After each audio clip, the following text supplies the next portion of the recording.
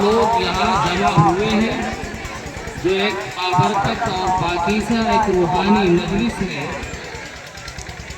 اکابر کا اور بزرگوں کا یہ قول ہے اور مشاہدہ ہے کہ جہاں ختم بخاری ہوا کرتی ہے اور اس موقع پر جو دعائیں ہوتی ہے اللہ پاک ان دعاؤں کو قبولیت سے نوازتا ہے۔ تو اس اعتبار سے بہت ہی اہم اور روحانی اور عرفانی یہ مجلس ہے جس میں ہم اور آپ جمع ہیں۔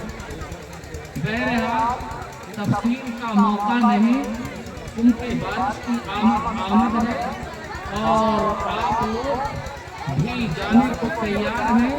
بہت کم وقت میں ایک دو بات کہہ کر اور بس دعا ہو جائے گی۔ امام بخاری نے آخر میں یہ بات قائم کیا ہے، باب قول اللہ ونضع الموازین القسط لیوم القیامہ۔ اللہ تعالیٰ نے ارشاد فرمایا کہ قیامت کے دن انصاف کا ترازو ہم قائم کریں گے۔ قیامت کے دن انصاف کا ترازو قائم کریں گے اور اس ترازو کے اندر کیا تولا جائے گا؟ ظاہر سی بات ہے، ترازو ہوتا ہے، میزان ہوتا ہے تو اس کے اندر تولا جاتا ہے۔ کیا تولا جائے گا؟ آگے ہے وَأَنَّ أَعْمَالَ بَنِي آدَمَ وَقَوْلَهُمْ يُوسَفُ، کہ انسان کے اعمال کو اور انسان کے اقوال کو، انسان جو کام کرے گا اس کو اور جو بولے گا اس کو، اس سب کو وزن کیا جائے گا، تولا جائے گا۔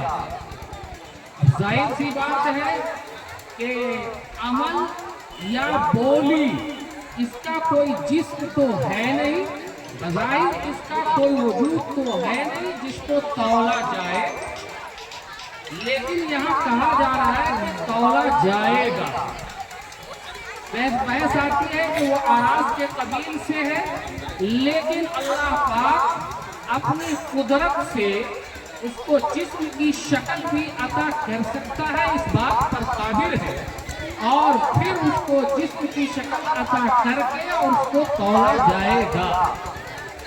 ایک تو یہ ہے، لیکن اس ترقی یافتہ زمانے نے اور جو یہ جدید جو ایجادات ہیں سائنسی اعتبار سے، اس نے تو بہت آسان کر دیا ہے اس کو سمجھنے کے لیے کہ آج کل بلڈ پریشر بھی تولا جاتا ہے، آج کل فیور بھی تولا جاتا ہے، آج کل درجہ حرارت اور برودت کو بھی تولا جاتا ہے، ٹیمپریچر کتنا ہے،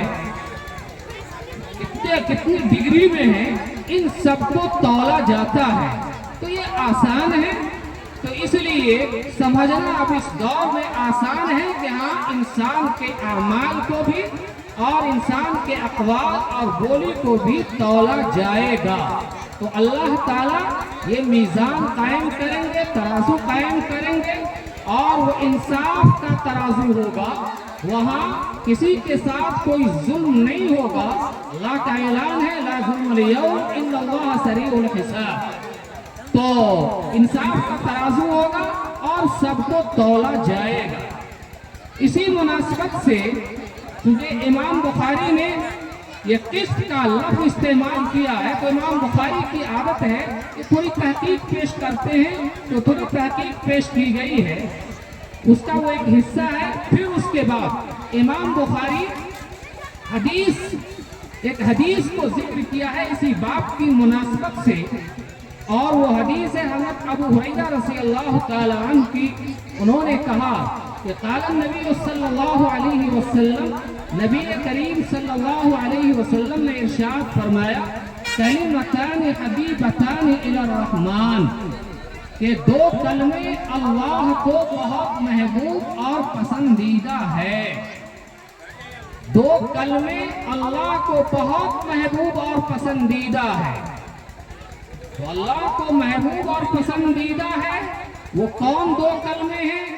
تو اس کے سلسلے میں اس کی کچھ صفت بیان کرتے ہوئے کہا کہ خفیفتان علی اللسان، کہ وہ جو دو کلمے ہیں زبان پر ادائیگی کے اعتبار سے بہت آسان، بہت ہلکے پھلکے ہیں، بولنے میں کوئی دشواری نہیں ہوتی ہے، بہت آسان اور سہل ہے. ایک صفت تو یہ ہے وہ دو کلمے کے. دوسری صفت یہ ہے کہ ثقیلتان فی المیزان، کہ وہ ترازو کے اندر بہت وزنی ہیں، بہت بھاری ہیں. ہے تو بولنے میں اور زبان سے ادائیگی کے اعتبار سے بہت آسان ہے، ہلکے پھلکے ہیں، لیکن ترازو میں اور وزن میں بہت بھاری ہے. دیکھیے وزن دو طرح کا ہوتا ہے. ایک وزن جسمانی اعتبار سے ہوتا ہے. جسمانی اعتبار سے کا مطلب ہم لوگ آسانی سے سمجھ سکتے ہیں کہ جیسے 1 کلو کے مقابلے میں 2 کلو کا وزن زیادہ ہے، 2 کلو کے مقابلے میں 3 کلو کا وزن زیادہ ہے. یہ تو جسمانی اعتبار سے ہے کہ وزن بھاری ہے. اور ایک وزن مانوی اعتبار سے ہوتا ہے، روحانی اعتبار سے ہوتا ہے، وہ بھی ایک وزن ہے اور یہ بہت بھاری ہوتا ہے. جیسے مثال کے طور پر کوئی بڑے عالم اگر آ جائیں اور ان کے علم کا اور ان کی شخصیت کا آپ کو اندازہ ہے اور معلوم ہے تو ایک روب پڑتا ہے، خود آدمی کے اوپر ایک روب پڑتا ہے اور ایک وزن محسوس کرتا ہے کہ بھئی فلاں بڑے عالم ہے، اس کا ایک وزن ہے. خود حضرت مولانا فضل رحمان گنج مراد آبادی بہت بڑے بزرگ گزرے ہیں، تو ان کے سامنے ایک مرتبہ شیخ الحدیث جو بخاری شریف کا درس دیا کرتے تھے اپنے شاگردوں کے ساتھ ان کی خدمت میں آئے حدیث کی اجازت لینے کے لیے، سند حاصل کرنے کے لیے. آ کر کے عرض کیا، حضرت نے کہا کہ ٹھیک ہے بخاری شریف الٹو اور پڑھنا شروع کرو.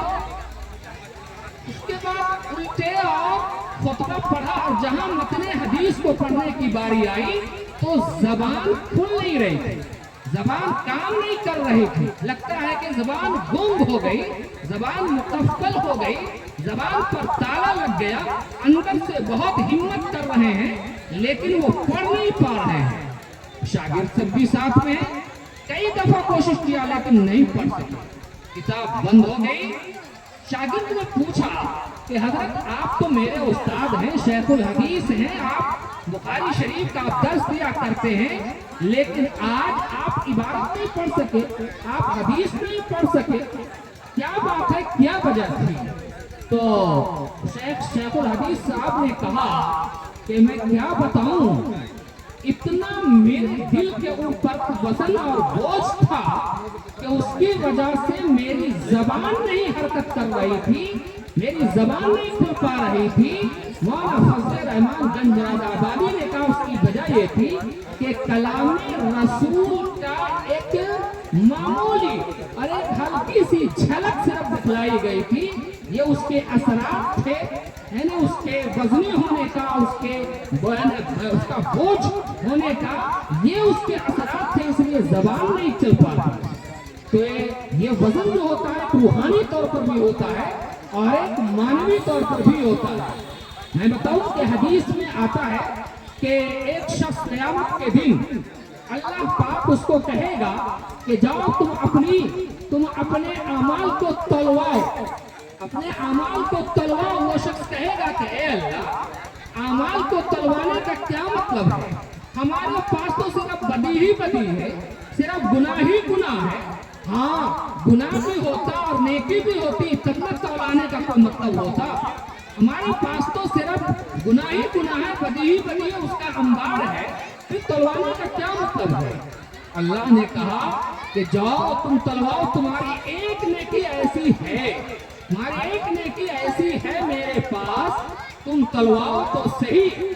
تو پھر بھی اس بندے کو بہت حیرت ہوتی ہے، لیکن وہ جاتا ہے اور تلواتا ہے تو ایک نیکی جو لا الہ الا اللہ محمد رسول اللہ جو وہ پڑھا تھا، وہی کلمہ والی ایک نیکی، وہ ایک پرچہ دیکھنے میں لا الہ الا اللہ محمد رسول اللہ کسی پرچے پر لکھ دیجئے گا بہت بھاری ہو جائے گا، وہ نہیں بہت ہلکا پھلکا ہے، تھوڑے سے کاغذ میں لکھائے گا، لیکن وہ ایک پرچی پلڑے میں جب ڈالا گیا تو وہ پلڑا بھاری ہو گیا،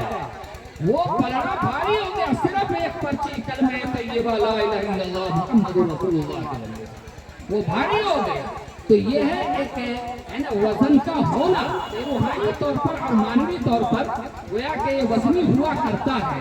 تو بہرحال یہاں حدیث میں کہا گیا کہ ہے تو ہلکے پھلکے دو کلمے، لیکن وہ میزان اور ترازو کے اندر بہت ہی وزنی ہے اور بہت ہی بھاری ہے۔ وہ دونوں کلمے کیا ہیں؟ سبحان اللہ و بحمدہ سبحان اللہ العظیم، سبحان اللہ و بحمدہ کلمہ یہ ہے، دوسرا سبحان اللہ العظیم۔ ہم سب لوگ پڑھیں اس کلمے کو تاکہ اس کلمے کی برکت سے ہمارا پلڑا بھی ترازو والا پلڑا کیا ہو جائے؟ بھاری ہو جائے اور یہی نجات کا ذریعہ ہو جائے۔ تو اس لیے ہم سب لوگ اپنی زبان سے کم ادا تو کر لیں، ابھی اس کی برکت تو حاصل کر لیں اور اس کے مصداق تو ہو جائیں۔ سبحان اللہ و بحمدہ سبحان اللہ العظیم، یہ دو کلمے ہیں، یہ دو کلمے اللہ کو محبوب ہیں۔ محبوب کیوں ہیں؟ اللہ کو محبوب اور پسندیدہ کیوں ہے؟ وہ اس لیے ہے کہ اس دو کلمے کے اندر اللہ کی بڑائی اور اللہ کی پاکی اور اللہ کی عظمت کو بیان کیا گیا ہے۔ حدیث میں آتا ہے کہ احب الکلمات الی اللہ اربعون، کہ اللہ کو سب سے زیادہ جو محبوب ہے وہ چار کلمے ہیں، ایک سبحان اللہ، ایک الحمدللہ، ایک لا الہ الا اللہ، ایک اللہ اکبر۔ یہ چار کلمے اللہ کو سب سے زیادہ محبوب ہیں اور یہی چار کلمے ان دو کلموں کے اندر شامل ہیں۔ ایک تو یہ سبحان اللہ کے ذریعے وہ اللہ کی پاکی کو بیان کرنا، سبحان اللہ کہہ کر کے ہم اس بات کا اظہار اور اقرار کر رہے ہیں کہ اے اللہ تو پاک ہے، بے عیب ہے، ہر عیب سے تو پاک ہے، ہر نقص سے تو بالا تر ہے، منزہ ہے۔ اس کا ہم اظہار اور اقرار کر رہے ہیں اللہ کے سامنے۔ تو یہ ایک اللہ کا مقام ہے، یہ مقام الوہیت ہے۔ تو مقام الوہیت کا ایک حصہ یہ ہے سبحان اللہ، جس کے ذریعے ہم اس کا اظہار اور اقرار کر رہے ہیں۔ دوسرا حصہ ہے وَبِحَمْدِهِ، مقام الوہیت کا ایک دوسرا حصہ ہے وَبِحَمْدِهِ، یعنی اس میں اللہ کی ہم تعریف کر رہے ہیں۔ یہ الحمد کے معنی ہے تعریف کرنا، تو یہ تعریف کے لائق در حقیقت اللہ کی ذات ہے۔ اس کائنات کے اندر جس کی بھی تعریف کی جاتی ہے وہ ساری تعریف لوٹتی ہے اس اللہ کی طرف، اس لیے کہ تعریف کمالات کی بنیاد پر ہوتا ہے اور خوبیوں کی بنیاد پر ہوتا ہے، اور کمالات جامع الکمالات یعنی کمالات کے جامع اور خوبیوں کا جامع صرف اللہ کی ذات ہے۔ اس لیے حقیقی تعریف کے لائق اور مستحق وہی ہے، اس لیے ہم لوگ تعریف کرتے ہیں وہ بحمدہی کے ذریعے سے۔ یہ مقام الوہیت کا ایک حصہ ہے۔ تیسرا حصہ ہے سبحان اللہ العظیم، اس عظیم کے ذریعے اللہ کی بڑائی ہونے کا، اللہ کے بڑے ہونے کا، کہ اللہ اکبر، کہ اللہ سب سے بڑا، اللہ ہی سب سے بڑا ہے۔ وَلَهُ الْكِبْرِيَاءُ فِي السَّمَاوَاتِ وَالْأَرْضِ، اللہ ہی کے لیے زمین اور آسمان کے اندر بڑائی ہے۔ تو اس کا ہم اظہار اور اقرار کرتے ہیں اس تسبیح کے ذریعے، اس کلمے کے ذریعے سے، تو اللہ کی عظمت، اللہ کی کبریائی اور اللہ اللہ کی بڑائی کو ہم بیان کرتے ہیں، یہ بھی ایک مقام الوہیت ہے۔ تو ایک تنزیہ ہے سبحان اللہ کے ذریعے سے، ایک تحمید ہے نا بحمدہی کے ذریعے سے، اور ایک تمجید ہے جو اللہ کی عظمت اور اس کی بزرگی اور بڑائی کو بیان کرتے ہیں العظیم کے ذریعے سے۔ یہ مقام الوہیت ہے، اور اس کا تقاضا یہ کرتا ہے، ان تینوں چیزوں کا تقاضا یہ ہے کہ لا الہ الا اللہ، وہ اللہ کی ذات صرف ایک ہے، ایک اللہ کی ذات ہے۔ تو اس میں گویا کہ اللہ کی تعریف ہے، اللہ کی پاکی ہے، اللہ کی عظمت اور بڑائی ہے، اس کا ہم اظہار کرتے ہیں۔ اس لیے اللہ کو محبوب ہے اور اللہ کو پسند ہے۔ اور ظاہر سی بات ہے، اگر جو چیز آپ کو پسند ہوتی ہے، اگر وہی تحفے میں اور گفٹ میں دیا جائے تو خوشی ہوتی ہے، اور جو چیز ناپسند ہے اور وہ اگر آپ کو کوئی تحفے میں دے تو آپ کو خوشی نہیں ہوگی۔ تو اللہ کو یہ پسند ہے اور اللہ کو یہ محبوب ہے، تو اس لیے یعنی اللہ کو جب محبوب ہے تو اس کا ورد اور اس کا وظیفہ ہم لوگوں کو کثرت کے ساتھ کرنی چاہیے۔ سبحان اللہ و بحمدہ سبحان اللہ العظیم، یہ اللہ کو محبوب اور پسندیدہ ہے۔ امام بخاری نے سب سے آخر میں اس حدیث کو اس لیے لائے ہیں کہ یہ جو ترازو قائم ہوگا اور عمل کو تولا جائے گا، اس کا معاملہ کہاں ہوگا؟ آخرت کے اندر، آخرت کے اندر ہوگا، آخر میں ہوگا۔ اس لیے امام بخاری سب سے آخر میں اس حدیث کو لائے ہیں۔ تو اس لیے ہماری جو بچیاں ہیں الحمدللہ جو اس سال فارغ ہو رہی ہیں، یہ بہت خوش نصیب ہے کہ آپ کو اتنا اچھا موقع ملا کہ یہاں اس جامعے میں رہ کر اور آپ سند فضیلت حاصل کر رہی ہیں۔ کتنی بچیاں ہیں؟ 6 بچیاں، ماشاءاللہ 6 بچیاں فارغ ہو رہی ہیں۔ یہ کوئی معمولی بات نہیں ہے، یہ اس ادارے کی یہ مقبولیت کی علامت ہے اور پہچان ہے۔ یہ عند اللہ ادارہ مقبول ہے، اس لیے اللہ نے اس مقام تک پہنچایا ہے۔ اور آج یہ 6 بچی سند فضیلت حاصل کر رہی ہیں۔ میں مبارکباد دیتا ہوں ان بچیوں کو بھی اور ان بچیوں کے گارجین اور سرپرست کو بھی کہ انہوں نے اپنی بچیوں کو اس کے لیے فارغ کیا اور موقع دیا اور اس مقام کو حاصل کیا۔ اور اس ادارے کے جو مخلصین ہیں، معاونین ہیں، محبین ہیں، ان حضرات کو بھی میں مبارکباد دیتا ہوں کہ آپ حضرات نے اس ادارے کی دامے برمے قدمے سخنے ہر اعتبار سے تعاون کیا، اور پھر یہ ایک کامیاب یعنی آج ختم بخاری کی تقریب کی شکل میں آپ اپنی نگاہوں سے دیکھ رہے ہیں، اور آنکھوں کو نور اور دل کو سرور حاصل ہو رہا ہے۔ یہ کوئی معمولی بات نہیں ہے۔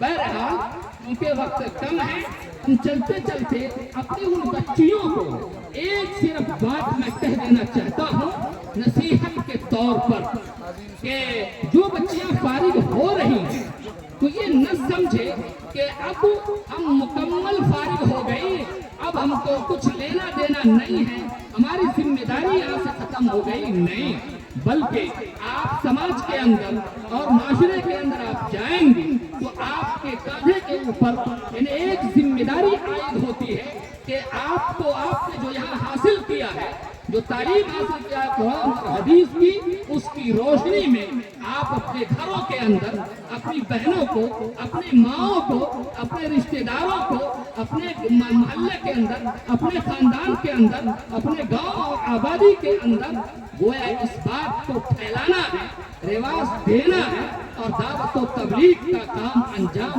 دینا ہے۔ تبھی جا کر کے آپ زندہ بھی رہیں گی اور پھر ادارے کا فیض بھی جاری اور ساری رہے گا۔ تو ایک کام تو یہ کرنا ہے، دوسرا کام یہ کرنا ہے کہ آپ نے حدیث پڑھا ہے، ابو داؤد کے اندر ایک حدیث گزری ہے اور بہت مشہور حدیث ہے، جس میں حضرت علی رضی اللہ تعالیٰ عنہ جو داماد رسول ہے اور حضرت فاطمہ رضی اللہ تعالیٰ عنہ جو صاحبزادی رسول ہے، کتنا اونچا مقام ہے، کتنا اعلیٰ مقام ہے وہ ہم سب کو معلوم ہے۔ اس کے باوجود گھریلو کام کاج حضرت فاطمہ رضی اللہ تعالی عنہ جو صاحبزادی رسول ہیں وہ گھریلو کام کاج کو اپنے ہاتھ سے وہ انجام دیا کرتی تھی. اور اس زمانے میں اب تو خیر ترقی یافتہ زمانہ ہے تو چکی سے کوئی آٹا پیسنے کی ضرورت نہیں پڑتی ہے. اب تو مشین اور پسا لیا, مسالہ سلو پر پیسنے کی ضرورت نہیں پڑتی ہے کہ آپ کو لوڑا اور سلوٹ کی ضرورت پڑے گی. اب مکسچر مشین آ گیا ہے, بٹن دبایا اور مسالہ پسا گیا, اس میں آپ کو کوئی حرکت کرنے کی ضرورت نہیں ہوتی ہے. لیکن وہ زمانہ تھا کہ ایسا نہیں تھا, تو آٹا پیستی تھی چکی سے, تو پیستے پیستے ہاتھ کے اندر زخم کے نشانات ہو گئے تھے, ہاتھ زخمی ہو گیا تھا, گھس گیا تھا, تو تکلیف ہوتی تھی. تھوڑا پھنسی ہو جاتا ہے, تھوڑا ہو جاتا ہے, پھونکا ہو جاتا ہے, تو تکلیف ہوتی ہے. تو ایک موقع سے اپنے والد محترم جناب رسول اللہ صلی اللہ علیہ وسلم کی خدمت میں حاضر ہوئی کہ جا کر کے درخواست کریں گے کہ ایک خادمہ ہم کو بھی دے دیجیے تاکہ گھریلو کام کاج میں سہولت ہو جائے گی. گئی وہاں, دیکھا کہ بہت سارے لوگ بیٹھے ہوئے تھے, شرم آئی, نہیں مطالبہ کیا, واپس آ گئی. آپ صلی اللہ علیہ وسلم تشریف لائے اور پوچھا کہ کیا بات ہے.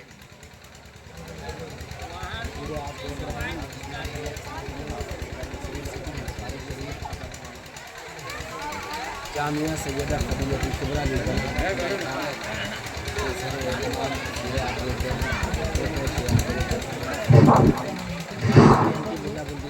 اور پوچھا کہ کیا بات ہے.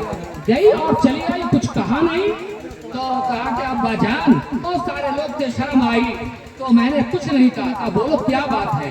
پھر بھی نہیں کچھ بول رہی تھی. حضرت علی رضی اللہ تعالیٰ عنہ نے کہا کہ میں بھی بھیجا تھا کھانا کام کے لیے کہ میرا ہاتھ میں بہت نشانات زخمی ہو گیا ہے, تو آپ کے ہاں خاتمہ تقسیم ہو رہی تھی, کہا کہ وہاں سے لے آؤ, سہولت ہو جائے گی.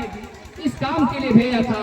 تو آقا صلی اللہ علیہ وسلم نے کہا کہ کیا میں تم کو اس سے بہتر عمل نہ بتلا دوں کہ سبحان اللہ 33 مرتبہ اور سبحان الحمدللہ 33 مرتبہ اور اللہ اکبر 34 مرتبہ پڑھ لیا کرو, بڑی سہولت اور آسانی ہو جائے گی. یہ تسبیح فاطمی کہلاتی ہے, اس کو ہم لوگ جانتے ہیں. تو بہرحال یہ تو ایک واقعہ ہے. ہم کو اس واقعے سے اپنی ان بچیوں کو یہ بتلانا ہے کہ بچیوں دیکھا حضرت فاطمہ رضی اللہ تعالی عنہا کا کتنا اونچا مقام ہے, اس کے باوجود گھریلو کام کاج خود سے انجام دیا کرتی تھی, جس کے نتیجے میں آپ بھی زخمی ہو گیا تھا, اس کی کوئی پرواہ نہیں تھی. لیکن اس زمانے کی جو بچیاں ہیں وہ گھریلو کام کاج کو انجام نہیں دینا چاہتی ہیں. فارغ ہونے کے بعد فارغ ہو جاتی ہیں اور معلمہ بن جاتی ہیں, تو لگتا ہے کہ امور خانہ داری اور گھریلو کام کاج کرنا اپنی توہین سمجھتی ہیں. میں اس لیے کہہ رہا ہوں چونکہ میں بھی ایک لڑکیوں کا ادارہ چلاتا ہوں جامعہ عائشہ صدیقہ نورچک کے اندر. تو وہاں سے بھی جو بچیاں فارغ ہوتی ہیں تو گارجین اور ذمہ دار حضرات کی رپورٹ میرے پاس آتی ہے, پہنچتی ہے, وہ کمپلین کرتے ہیں. وہ کہتے ہیں کہ دیکھیے حضرت فارغ ہو کر کے آئی اور گھر کے کام کو ہاتھوں نہیں لگاتی ہے, گھر کا کام بھی نہیں کرتی ہے. تو اس لیے انہیں ایسا موقع نہیں ملنا چاہیے کہ یہ آپ کے شان کے خلاف ہے, یہ آپ کی توہین نہیں, وہ آپ کا کام ہے. آپ ان سے سبق حاصل کی, حدیث سے سبق حاصل کیجئے. اگر آپ نہیں کرتی ہیں تو اس کا مطلب یہ ہے کہ آپ نے حدیث نہیں پڑھا, اور پڑھا تو اس پر آپ عمل نہیں کر رہی ہیں. اس لیے آپ کو عمل کرنا ہے تاکہ کسی کو کہنے سننے کا موقع نہ ملے.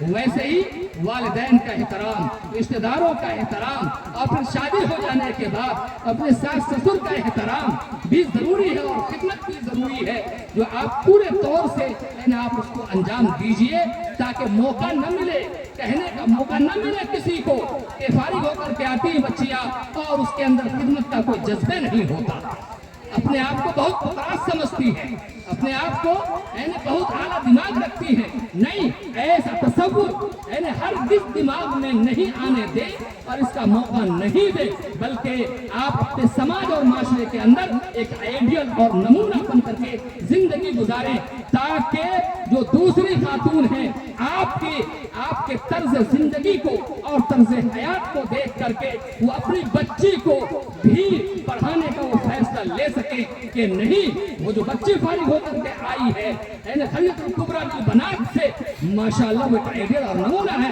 سماج اور معاشرے کے لیے، اس لیے ہم اپنی بچیوں کو بھی وہاں بھیجیں گے۔ یہ ایک ایسا طرز عمل آپ پیش کیجئے، آپ نمونہ بنیے، آئیڈیل بنیے۔ تو بہرحال یہ گزارش ہے اور درخواست ہے، ہم مبارکباد دیتے ہیں مولانا محمد علی صاحب کو جو اس ادارے کے بانی اور ناظم ہیں، ماشاءاللہ جوان سال ہے، متحرک فعال ہے، اور اللہ تعالیٰ ان کی خدمات کو بھی قبول فرمائے، اور آپ حضرات سے بھی درخواست ہے کہ قدردانی کی توفیق آپ حضرات کو فرمائے، قدردانی کی توفیق عطا فرمائے۔ قدر نہیں کیجئے گا آپ ختم ہو جائیے گا، یہ مت سمجھیے کہ صرف ادارہ ختم ہوگا، بلکہ آپ بھی ختم ہو جائیے گا اور آپ بھی بجھ جائیے گا۔ بہت ساری تاریخ ہمارے سامنے ہیں، اس لیے ہم آپ سے بھی دست بستہ عرض کرتے ہیں کہ بہرحال یہ ادارہ کام کر رہا ہے تو اس کے قدردانی کی بھی ضرورت ہے۔ اب ہر طرح سے حوصلہ افزائی کیجئے، اس کی قدردانی کیجئے۔ اللہ پاک ہم سب کو کہنے سننے سے زیادہ عمل کرنے کی توفیق عطا فرمائے۔ وآخر دعوانا ان الحمدللہ رب العالمین۔ محترم حضرات،